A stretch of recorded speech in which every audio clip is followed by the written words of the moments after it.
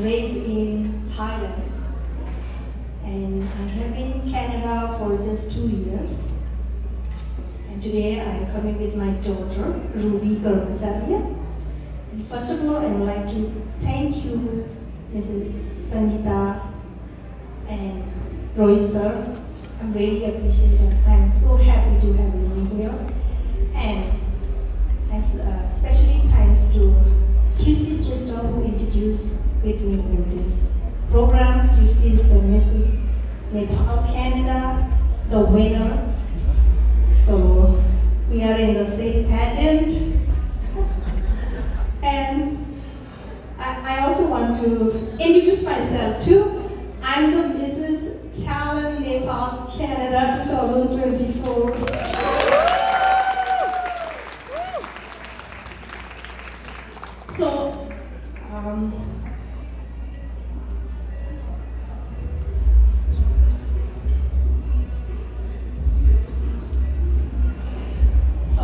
Okay. I would like to introduce, or I would like to share my story, one chapter about cancer. In the beginning, 2016, 1st April, my daughter, my elder daughter, she was 14 years old and she got a bone and lungs cancer. We were in Thailand that time, and I called that day that this darkest day of my life. I felt like all sky is falling down on my head and my family. And I never imagined that in my family we had a cancer, you know. This cancer is very scary word, isn't it? But anyhow, we have to accept. That day I was thinking that doctor went to the cabin and he will come back and he will just show, like, you know, the 1st April is the April Fool Day. So I was waiting that when doctor came back and he said like, April Fool, your daughter is fine, nothing happened, you know, but it's not happening. So from that time, I was like not in my conscience, you know. Only when in front of my daughter, then I feel like I'm alive. Otherwise, whenever I'm not seeing her, I was like, I'm not in the conscious, you know, like, अपने होश में नहीं थी. मुझे लगता था कि मैं जिंदा तो हूँ, लेकिन कहीं हूँ, मैं नहीं हूँ, मैं कहीं हूँ या हूँ भी नहीं वहाँ पे. It's like that. And then we go under the treatment. And that time, my younger daughter, she was only 9 years old. And we went through the chemotherapy and, you know, surgery. They are planning to surgery. Doctor planning to remove the one leg because she had a cancer in pelvis and go through the lungs, all around the lungs. But they could not make it anything because lungs, they could not surgery and take out all, either the bone, because the cancer was the bone and the blood is flowing the, you know, the lungs. So this is medical work. Maybe many here, they are working in medical field, doctor, they understand more. And in June 2016, just 2 months later, I also feel something in my breast. It's pinching me, it's hurting me, something is happening on my body as well. But I didn't care about myself because I'm just taking care of her, just focusing to how to heal my daughter's cancer. And then after just 2 months, just the opposite building, doctor diagnosed me with both breast, lungs, liver, and rib bone cancer. I was surprised how could happen to my and me. But then I remember that when my daughter diagnosed with cancer, that time I was praying to God, please God, all the cancer is transferred to me. The daughter cancer all transferred to me. And that time I was happy that, oh, God has a connection, very, very strong connection. I got a cancer, now my daughter going to be healed. I feel like that. And then doctor said that you have to immediately taking the chemo. But I denied to take chemotherapy because that time I only focusing about my daughter, nothing else, nothing is matter to me that time. And I did not take any treatment.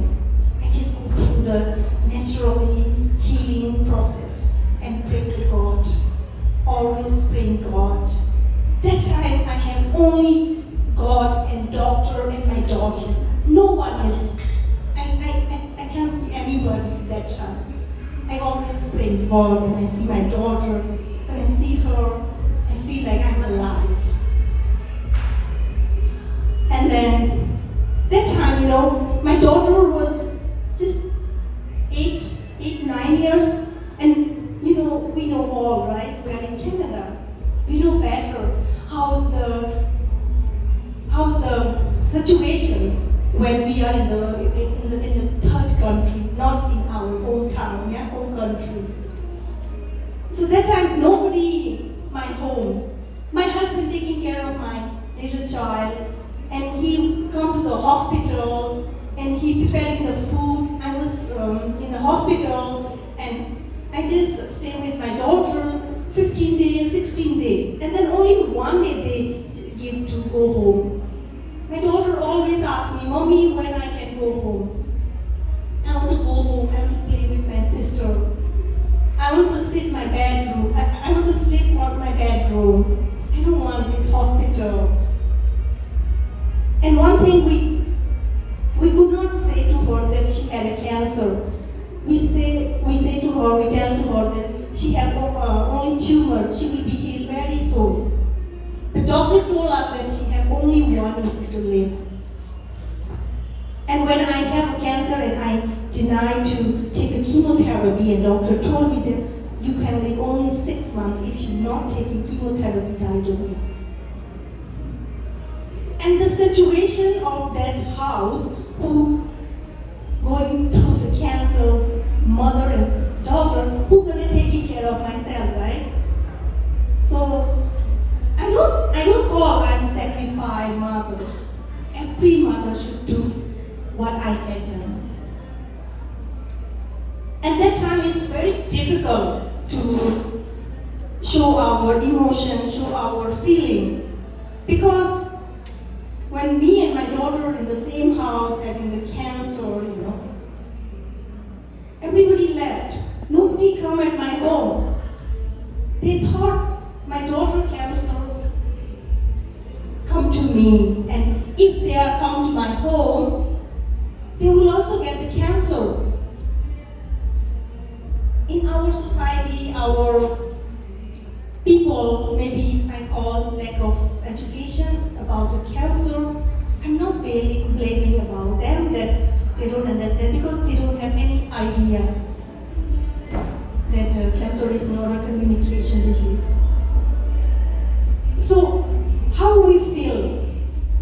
The patient is on bed, he or she taking very good treatment, doctor is around there, maybe she have less tension.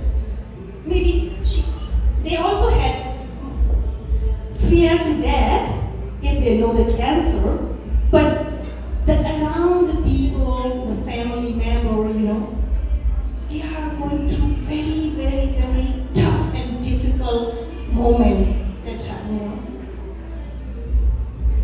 Doctor told cancer have no side effect. No, cancer have no side effect. Side effect, the bigger side effect is affecting to the family is the bigger side effect I call. And no one came home, nobody advice, why don't you take out your daughter's leg? Please do it, whatever doctor said. How can I say to daughter that you have cancer, you are dying very soon? How can I say? I could not say. I never told her that she have cancer. Then how can I say that she's going to die very soon?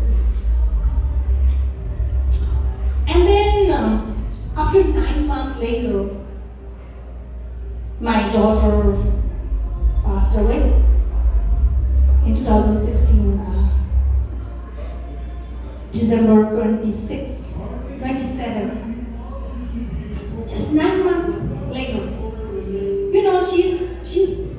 She's the first child when I'm dreaming about when she grow up, I do this, I do that. We have a dream, right? When we have a child, when daughter or son, we have a dream, mother as a father. But in the treatment time is 9 months that I have spent with her. Is the very, very, very special, very pure moment that I have spent with her. Maybe if she's not getting cancer or if she's not sick, then I cannot get that time and spend with her. I'm happy that I got a chance to take care of her. She's very pure soul that come to my life and she teach me a lot of things. She always wanted to see her mother in like this. And she always called me super mom. And even she told sister that don't disturb mom, okay? Mom has a cancer. Do you know that? We have to take care of her. Even she's sick, but she was advising her sister that we have to keep taking care of our mom. Don't disturb like this. So after she passed away, and in my body as a cancer, 1 year later I went to India and get my treatment. And when I go to India, I'm not that much positive that I will be alive because doctors give me the 6 months and more 6 months I'm living, total 1 year. And I'm saying to my husband that it's okay, no problem. I'm living bonus life, the 6 months, right? So the thing is, I want to share that cancer is just a word that makes a very fear and very scary. But if we diagnose in the earlier stage, we can live more life. And I want to say that whoever helping the cancer patient is, I think this is the very, very blessing things that we are doing. And today, to thank the Found Homecare are doing very good program. I never knew that this program also in Canada. So I live in India 1 year and I learned a lot of things, how to heal, how to make ourselves confident. And I'm working with the hospital and psychiatrist doctor. They call me to talk with the cancer patient who not ready to taking chemotherapy or not surgery. I went there. I was look very, very thin and very small, but they trust me like this. Yeah. So I find out that this is not my weakness. This is my power to show the people who are suffering. So from that time, I went to the Indian Cancer Society. They took me so many places like this. Talk your story, and I start talking till now. So I have a book. This is Nepali book. No cancer, no cancer. KNOW, no cancer. NOW, no cancer. This is my slogan. And this is my Nepali book, and this is my English book who wrote Dr. Deepak Abro from the Jammu, India. So if you need this book, please contact me, and thank you so much for having me here today. I hope everyone taking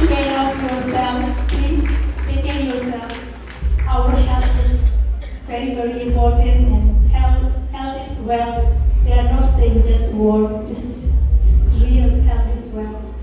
So I think I am speaking a little bit more and taking time. Sorry, Rohit.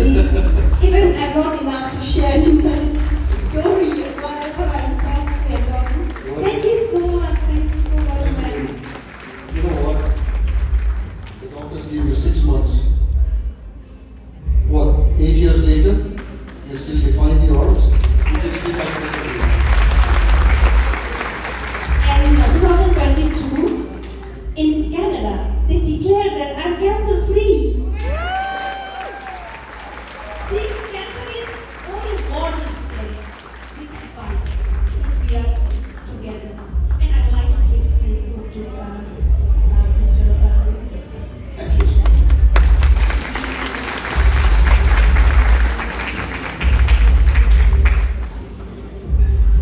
I know this one small thing more about Amy. She's telling me back in Nepal she had to pull out of school so that they would get her married off at a younger age. So she's come to Canada, survived this entire thing, and she's actually finishing her high school now.